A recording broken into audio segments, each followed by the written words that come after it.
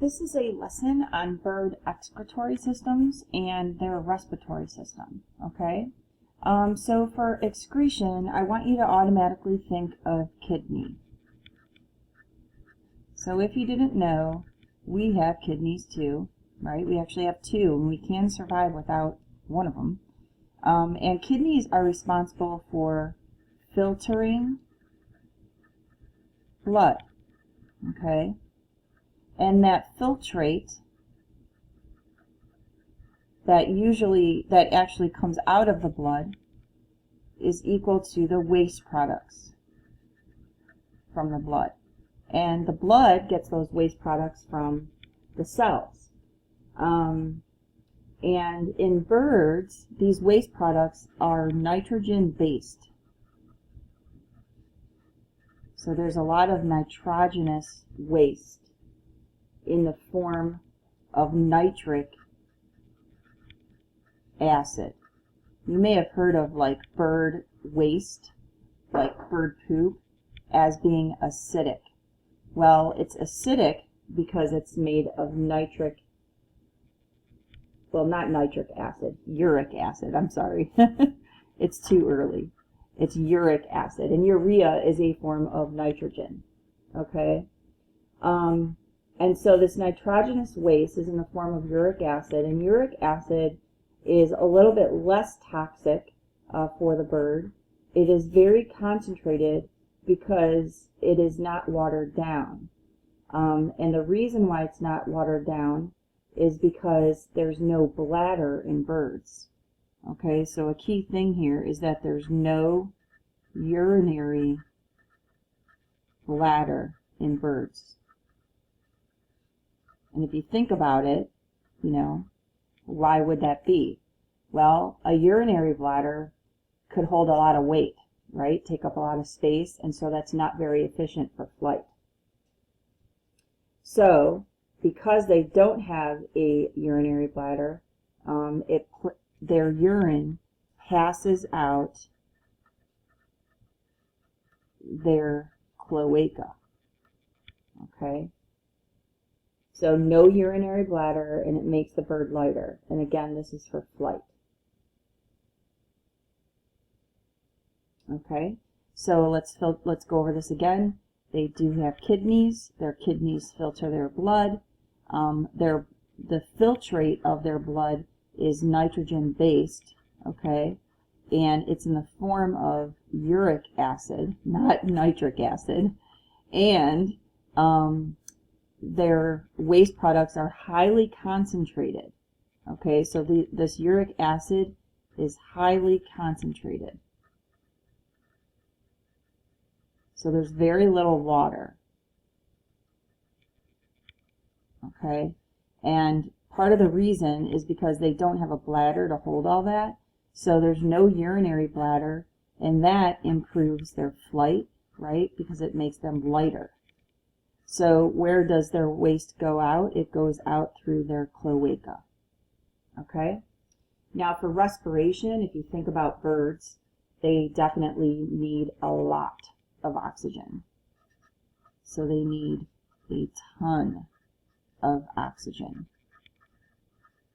right? Especially during flight. So their lungs have a ton of surface area. Okay, a ton of surface area. So that improves or makes them more efficient at getting the oxygen. So in this lung here that I've pictured, what we could do is draw what a lot of surface area would look like. So you would definitely have your bronchi coming through. If you've ever had bronchitis, it's basically like this canalway that goes through your lung that's like a main road, okay? And then off of that main road are side streets, okay? So what I'm doing right now is I'm increasing the surface area.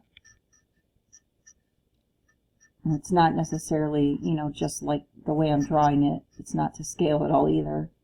And then even off those side streets, you'll have driveways, right? So again, we're increasing that surface area.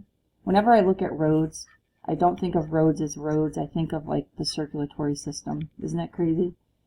And then off those driveways then are your little sidewalks that might go up to your apartment or to your house. And so that's more surface area we're adding. And so this picture, obviously, with all of this pink, looks a lot different than what it did before. So there's more surface area in this pink type picture than the other one. And what that does is it improves the efficiency at getting oxygen. So it increases the surface area. Okay, so I'll go ahead and highlight surface area in pink so that you can see that it relates to the pink up here. Okay, they need a ton of oxygen, like I said before, because they're always using a lot of energy for flight. And they also have a high metabolic rate, which requires a lot of oxygen. So therefore, the lungs must have lots of surface area. And it's not just to get the oxygen, but it's also to get rid of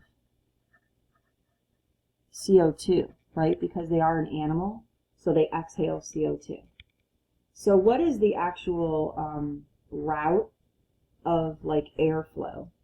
So what they have first are nostrils, okay, just like we do. Then the pair of nostrils that's located in the beak travels to the trachea. So we're talking about the traveling of air, okay. And then from the trachea, it goes to the bronchi, which I mentioned before. And then from the bronchi, it goes to the lungs. And then within the lungs, which I didn't detail yet, are the air sacs. Okay, so this is the passage of air.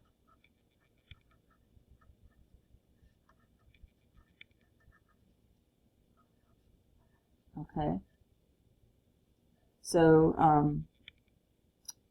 it goes from the nostrils to the trachea to, you may have heard of a tracheotomy or somebody that's been trached. So what that is that's the tube in your neck. That's not where food goes, it's the other one. So you have like two tubes in your neck that go down to your posterior end. So one is the trachea and one is your esophagus. Your esophagus is for food, your trachea is for air and airflow. So we have nostrils, which lead to a trachea as well, which lead to bronchi, which are located in the lungs, and then within the lungs are these little air sacs, which are like little balloons that are at the end of these little extensions. Okay, so those are like little air sacs. And they're kind of like all over. Okay, I think that's it. All right, and that's it for this lesson.